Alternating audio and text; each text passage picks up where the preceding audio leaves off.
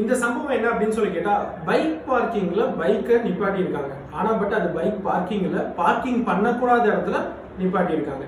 இதுக்கு நம்ம போலீஸ் என்ன பண்றாங்க அப்படின்னா ஃபைன் பண்றாங்க.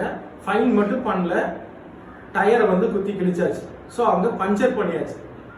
இதுக்கு அவர் வராரு, எனக்கு என்ன சார் ரெமெடி அப்படின்னு சொல்லி கேட்கிறாரு. இதுக்கு நாங்க என்ன பண்ணோம் அப்படின்னு சொல்லி கேட்டீங்கன்னா, வக்கீல் மூலமா நோட்டீஸ் அனுப்பிச்சாச்சு. ஃபர்ஸ்ட் அவர் போறாரு, போலீஸ் ஸ்டேஷன் போயிட்டு கம்ப்ளைண்ட் எழுதி கொடுக்குறாரு. அதுக்கு கரெக்டான ரெஸ்பான்ஸ் வரல. நாங்க நோட்டீஸ் அனுப்பிச்சு நாங்க கோர்ட்ல வாதாடினதுக்கு ஒரே ஒரு ஆன்சர் தான் ஜட்ஜ்மெண்ட். இதுக்கு அவருக்கு காம்பன்சேஷன் கவர்மெண்ட்ல இருந்து கொடுக்கணும் அப்படின்னு சொல்லிட்டாங்க.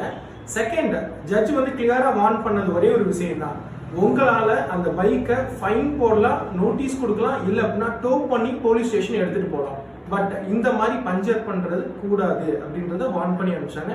இந்த மாதிரி நீங்க எங்கேயாச்சும் பார்க்கிங்ல வண்டியை நிப்பாட்டி ப்ராப்ளம் ஆயிருந்தது, இல்ல அப்படின்னா உங்க வண்டி டேமேஜ் ஆயிருந்தது அப்படின்னா எனக்கு கீழே கமெண்ட் பண்ணுங்க. உங்களுக்கான ரெமெடி நான் உங்களுக்கு சொல்றேன்.